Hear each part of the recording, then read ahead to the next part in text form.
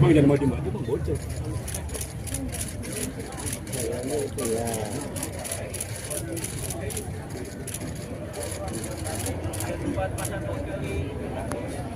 Agup, masih Agup.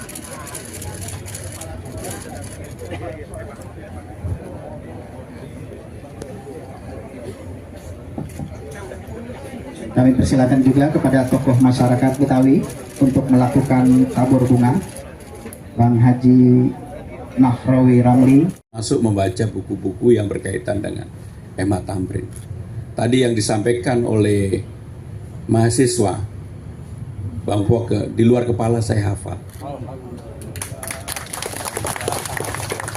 Emma Tamrin ini lahir bulan Februari tanggal 26 1894 dan beliau wafat 11 Januari tahun 41. Banyak orang yang tidak tahu bahwa perjalanan sejarah ketika sebelum kemerdekaan, ketika Bung Karno dibuang kemana saja, salah satu sahabat utama Bung Karno yang selalu berkomunikasi adalah Emma Tamrin. Dan itu bisa dibaca dalam jejak surat-surat Bung Karno ketika dalam perjuangan pada waktu itu.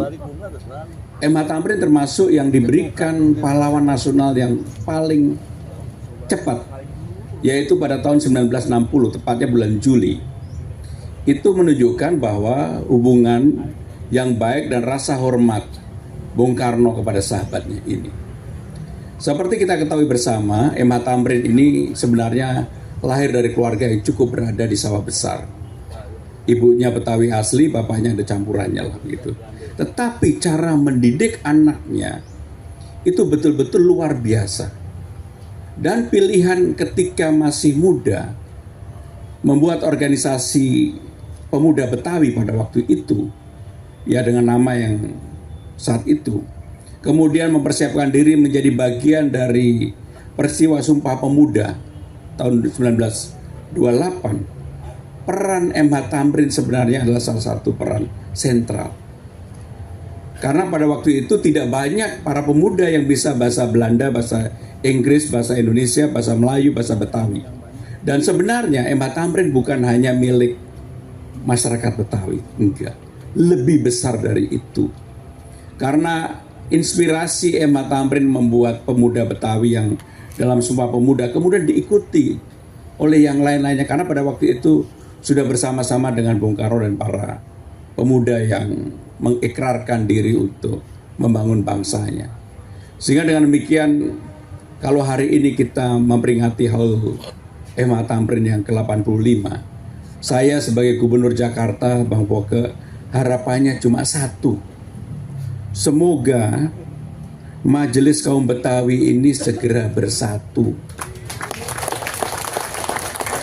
Jangan ada lagi ini itu. Udahlah, saya udah sampaikan ke Bang Foke, Bang, apa yang harus saya kerjakan, pasti saya kerjakan. Dalam kesempatan ini secara terbuka saya ingin juga mengatakan, salah satu keunggulan masyarakat Betawi adalah egaliter. Karena nggak punya raja, nggak punya sultan, semuanya jadi raja, semuanya jadi sultan. Tetapi inilah kekuatan, dan ini harus dipersatukan. Sebab kalau ini bisa dipersatukan, menurut saya ini akan menjadi kekuatan yang luar biasa. Karena apa? Undang-Undang Nomor 2 Tahun 2024 tentang daerah kekhususan Jakarta, salah satu pasal dengan terang benderang menyebutkan bahwa budaya yang utama Jakarta saat ini adalah budaya Betawi.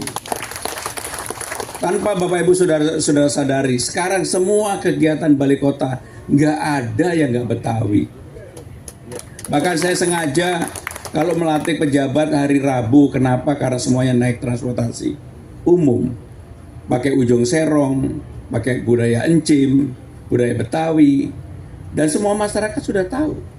Makanya dalam kesempatan ini saya sungguh berharap, mudah-mudahan di era saya majelis kaum adat Betawi ini atau majelis kaum Betawi ini bisa betul-betul bersatu. Dan kalau bersatu, luar biasa. Bahkan dalam berbagai kegiatan saya selalu menyampaikan, saya sebagai orang yang memang dilahirkan di Kediri dan sekarang menjadi gubernur Jakarta, saya betul-betul berkeinginan masyarakat Betawi itu menjadi begitu kuat. Dan mulai tahun ini, semua batas kota, ornamen, gedung, wajah kebetawiannya harus ada. Bahkan ketika kami nanti membangun beberapa taman, beberapa RPTRA dan sebagainya, saya selalu meminta kepada arsitektur, desainer untuk wajahnya Betawi itu semakin diperlihatkan. Termasuk nanti batas kecamatan, batas kota dan sebagainya. Karena dengan demikian selain hal yang berkaitan dengan bagaimana kita memberikan apresiasi kepada apa yang telah dilakukan, ditinggalkan oleh MH Thamrin, tetapi sebenarnya banyak masyarakat Betawi ini memberikan andil yang luar biasa bagi bangsa dan negara ini. Tadi Bang Foke menyampaikan sebenarnya saya sudah pengen buru-buru memindahkan patung MH Thamrin yang menurut saya tidak fair, kecil dan menyempil. Padahal tokoh ini kan tokoh besar. Jadi dua yang harus nanti kita akan lakukan perbaikan, Bang Foke. Yang pertama, patungnya akan kita pindahkan betul-betul di jalan MH Thamrin.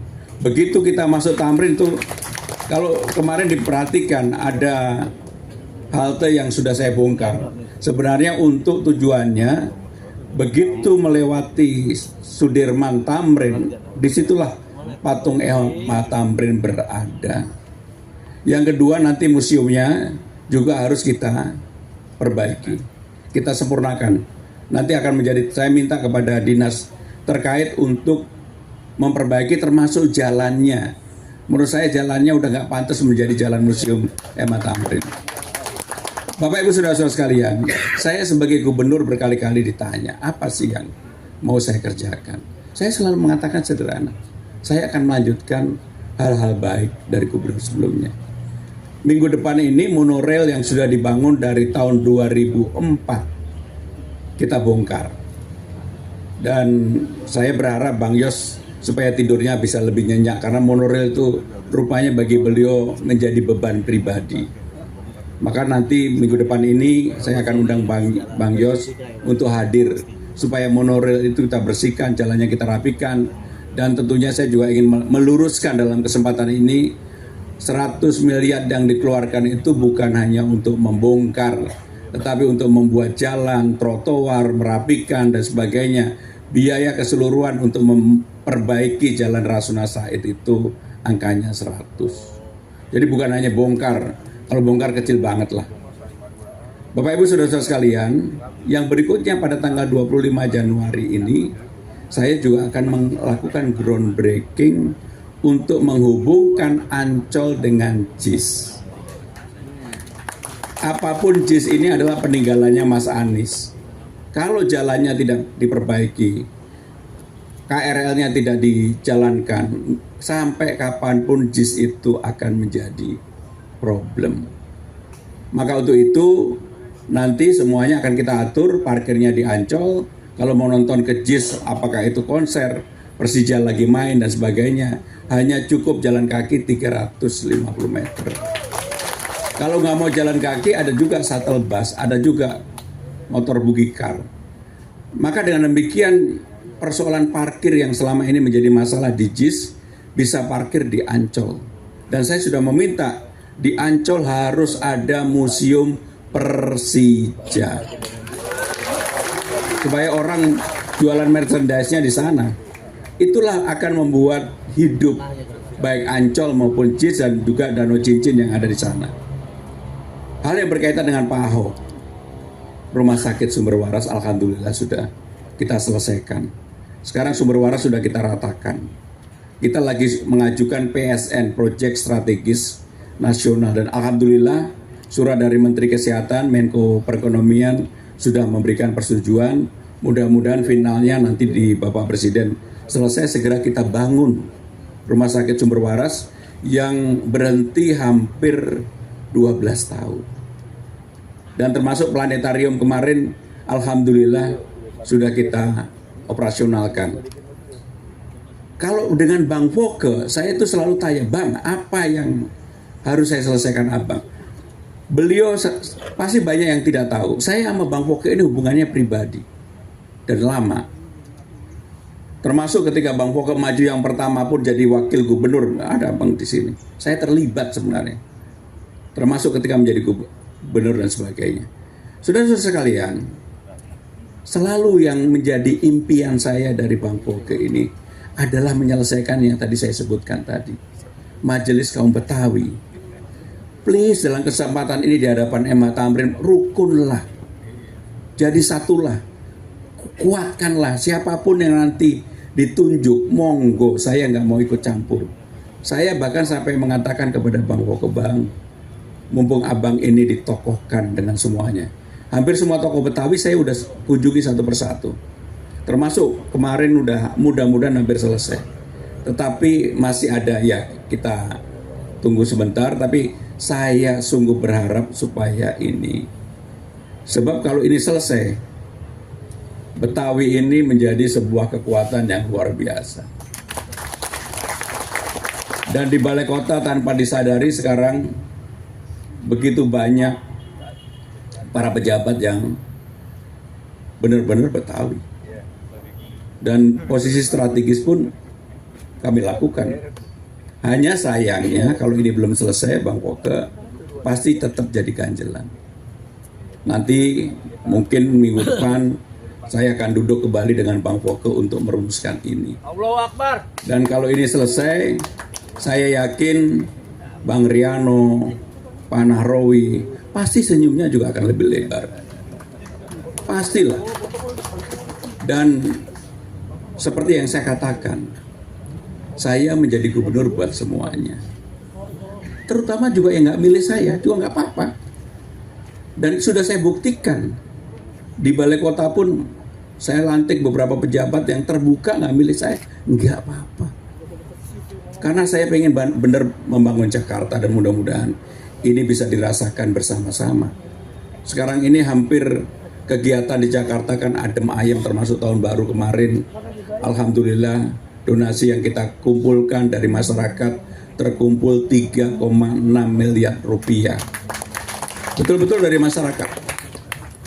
Saya kalau lihat wajah Prof. Silvi ini, itulah yang menginspirasi saya untuk menunjuk Ibu Iin menjadi wali kota Jakarta Barat. Bapak Ibu saudara-saudara sekalian, sekali lagi saya bersyukur pada hari ini hadir bersama dengan saudara-saudara sekalian dalam rangka haul ke-85 MH Thamrin, dan ini menunjukkan kecintaan kita semua kepada MH Thamrin yang peninggalannya sebenarnya bukan hanya untuk masyarakat Betawi, lebih besar dari itu, untuk bangsa dan negara ini. Maka untuk itu saya ingin mengakhiri dengan pantun yang saya persiapkan secara khusus. Doa dipanjatkan di pusara pahlawan, hati bersaksi atas jasa dan pengabdian. Semoga Allah menerima seluruh perjuangan dan menguatkan kita melanjutkan amanah pembangunan. Terima kasih.